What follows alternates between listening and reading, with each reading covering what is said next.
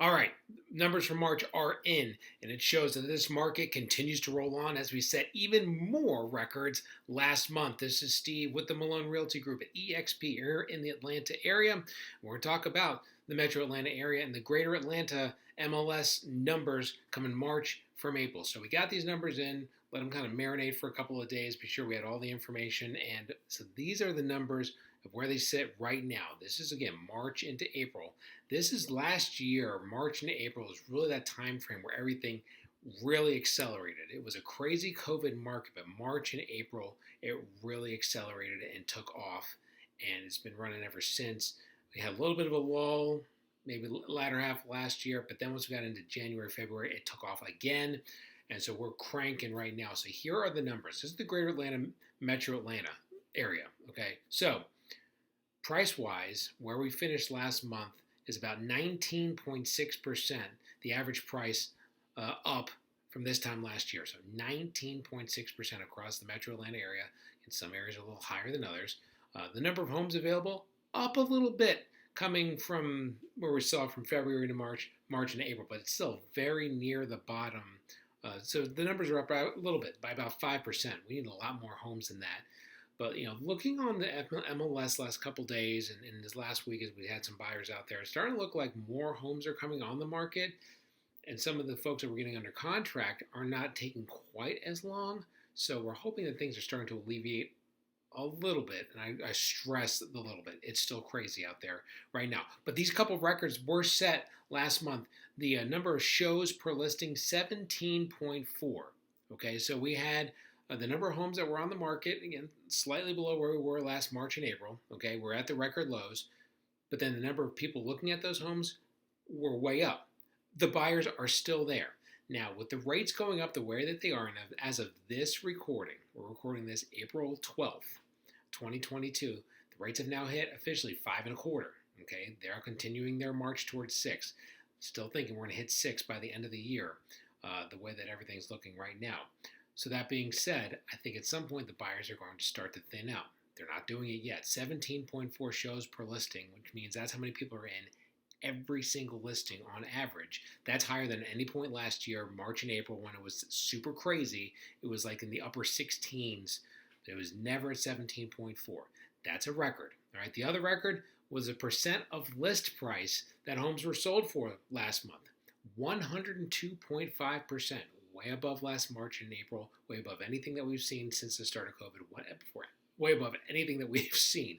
That's the average house on the market sold for 102.5% over, or 102.5% of the asking price. So 2.5% over the asking price.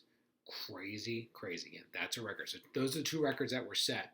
The number of months of inventory actually up a hair. We're up to 1 month of inventory. We were at 0.9 last month. And we talk about this all the time, but just in case, months of inventory. That's a measure of if we stopped adding houses and we sold houses at the rate that we're selling them right now, how long will it take to sell all the houses? It was going to take 0.9 months. Now it's 1.0 months. Still an extremely crazy, bananas, nutty seller's market right now at 1.0. So that's where we are right now. Really not a whole lot has changed. What has changed is a couple of things. Number one, the rates have gone up. That's been the big story over the last month. If you go back about a year, we saw numbers that were well down in the upper 2s to low 3s this time last year. They were creeping up. We knew they were going to end up somewhere in the upper 3s to low 4s by probably middle part of the year, maybe mid to upper 4s by the end of the year. But things accelerated very quickly as we started to get hold of some of the inflation data, and the Fed started to signal the Feds were going to raise the rates. And some of the rates, they typically raise them on the order of like a quarter at every time that they go up. They were starting to hint that they may have to go up a half point every time they raise that rate. Now, again, the Fed rate is not tied to the mortgage rates. The mortgage rates kind of play off what happens in the market. But if the Fed rate goes up, that's a signal that that's the direction of what's going on. The mortgage rate tends to follow the Fed rate. So while they're not married, so to speak, they kind of do dance together. They go in the same direction. So with the Fed rates going up, mortgage rates are going to go up. Now, I remember a couple years ago we had the mortgage rates go up in 2019, and it really slowed the market when they got above 4. And that slowing of the market pulled the rates back down well into the threes and then into the upper twos. As it stands right now, because this rise in the interest rates is the hedge against the inflation, because of that, the highest inflation we've seen in about 40 years, because of that rise in inflation, the rates are going to continue to go up.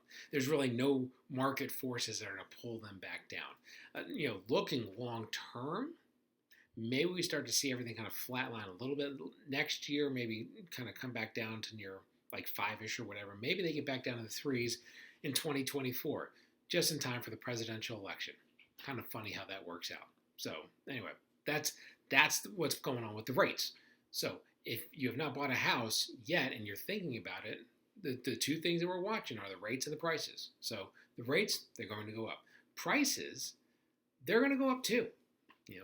We want probably the most asked question that we have in the world of real estate is, when are the rates, or I'm sorry, when are the prices, going to finally go down? Like, when are we going to hit the top of the market? And everybody assumes it's going to be pretty soon because the prices are crazy. I hate to tell you, I don't think it's going to be anytime soon. I mean, you may see the growth slow a little bit, but are we going to have a massive, reduction in prices? I don't think so. And the reason because is, as we talked about earlier, the extreme lack of inventory, okay? There's no houses out there, okay? If there's no houses out there and there's a bunch of buyers, the prices aren't going to go down. It's simple supply and demand. It's been that way for a while. We can get into a real deep discussion as to why we have such a lack of inventory, and I really think a lot of it has to do with, coming out of the recession of 2008, we just didn't build enough houses in America to keep up with the pace, and we just never caught up. And I don't know if we're ever going to catch up. And for that reason, I think that we're just going to be behind. It's always going to be a seller's market, or it's going to be a seller's market for at least the next, I'd say, 3 to 5 years. Now, it's going to be this extreme seller's market? I don't think so. But it's going to be a seller's market for at least the next 3 to 5 years. So as long as it's a seller's market, prices are not going to go down.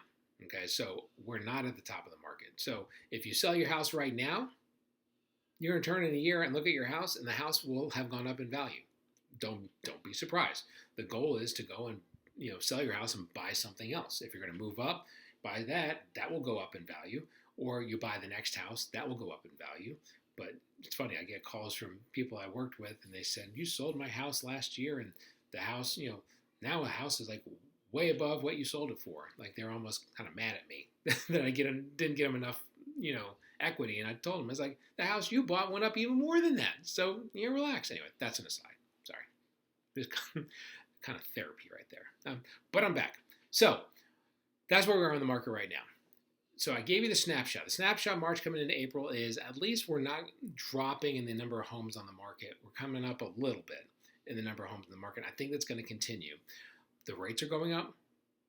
The prices are going up. So if you're looking to buy a house, it will not be any more affordable than it is right this second if you're buying a house this year. Okay, so as you're watching this, I don't care what time it is, this is the cheapest you'll get a house this year.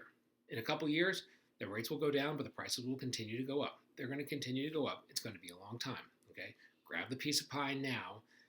And if the rate's high, the rate's high. We can always refi in the future if the rates come back down a little bit. Okay, but get that piece of pie now. Get that house now. That's the hard part. Okay, so that's your snapshot. That's your kind of look forward as well. If you have any questions about any of that, you kind of want to know, like if you're selling and you are nervous about selling at the top of the market, or are we at the top of the market, or you're buying in this market, stuff like that. If you have any questions, we'll walk you through it. No hassle.